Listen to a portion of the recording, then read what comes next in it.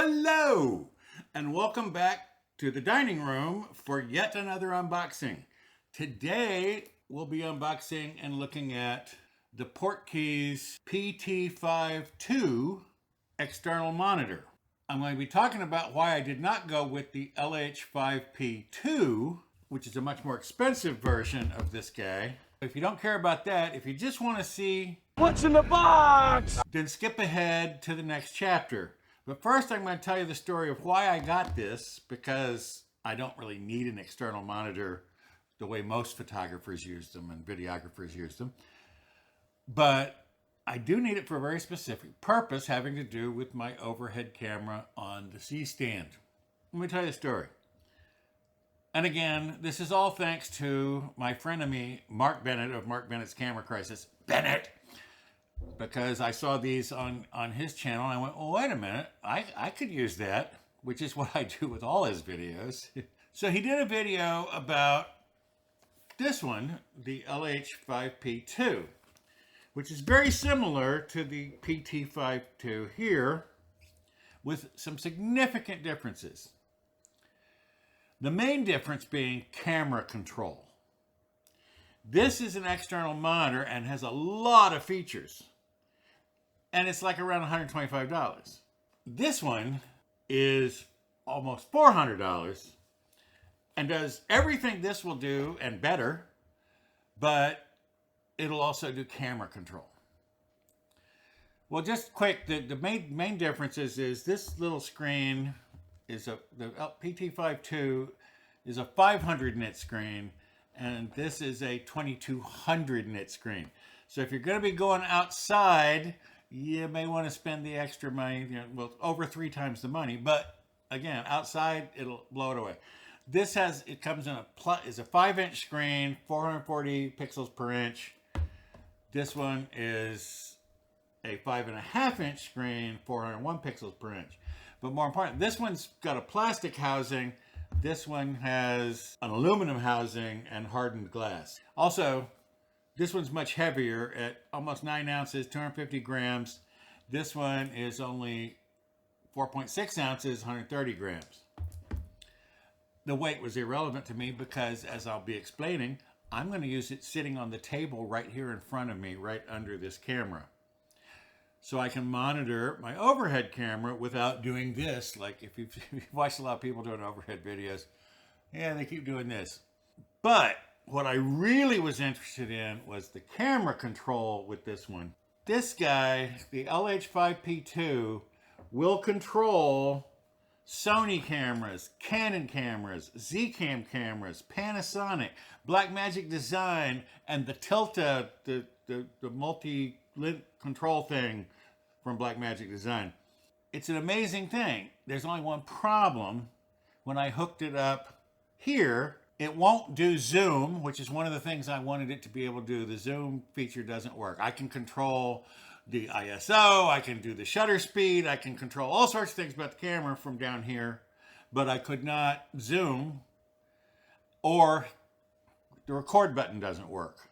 And I watched another video where another YouTuber reviewing this thing said the record button was really hard to get to work and he had to do all this stuff. And I even doing all the stuff he did, I couldn't get the record button to work. And the whole point of the camera control was so I didn't have to touch that camera and get it vibrating on the C-stand. So it really isn't going to work for me. But fortunately, Mark Bennett's Camera Crisis also showed me this little guy. Again, much cheaper. Both of these guys, it's a 1080p 16:9 display, and it will accept up to 4K 30 HDMI in, and by the way, HDMI out, it passes through. So if you want to also have like a big monitor or something else hooked up to it, you can do that. And the main thing, and the reason Mark Bennett loves it, is it lets you load your 3D LUTs. It'll give you a decent preview of what your footage is actually going to look like after you color grade it, which is fantastic. I'm not to the point where I color grade yet, as I'm sure you can tell from some of my videos. Let's get to the unboxing.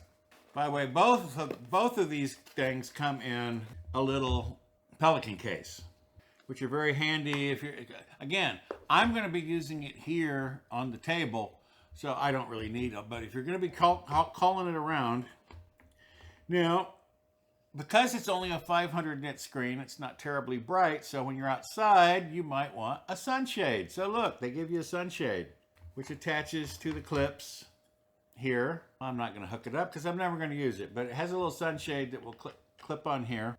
It also comes with the Allen key for adjusting this. It comes with a little cold shoe mount, but of course I'm not going to be mounting on top of it. By the way, this thing weighs almost nothing. What I mentioned, it's 130 grams. I can barely feel it.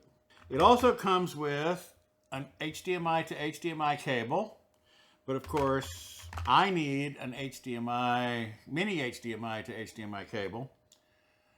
But this isn't going to reach up there, so I went on Amazon and bought me a long mini HDMI to HDMI cable to run across and down, and I'll get to use those clips that came with the C-stand. The manual is a QR code, so all in all, it's a pretty nifty little package.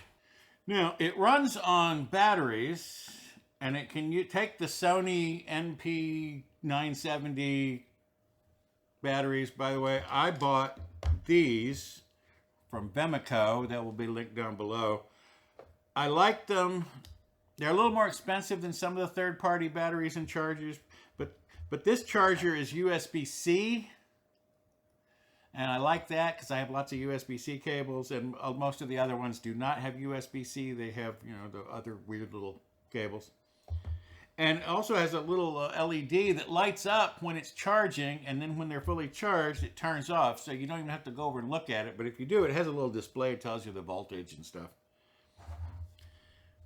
I also like these because of the bright orange, because you're not going to lose them anywhere.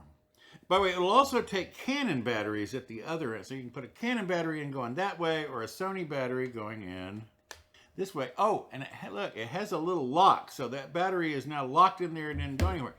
For my purposes, this is perfect because it makes a nice little stand. So I don't have to have a stand for it. I can just use it like this. There's the HDMI in, HDMI out, and a headphone jack for audio. And on the other end, we have the on-off switch. We have USB. It has a USB input. This is where you can load your LUTs. So you put your LUTs on a USB, stick them in there, load them in. And then it has a power thing, but you'll have to buy that separately. We're going to pause while I run this cable and hook it to my thing, and I'll be right back. I've run this HDMI cable along here and using those clips that came with the C-stand. And then I got another clip there, and then the cable runs back across the table. So here's the little guy, and here's your user interface. And you see down here, you can control brightness, kind of all that kind of stuff.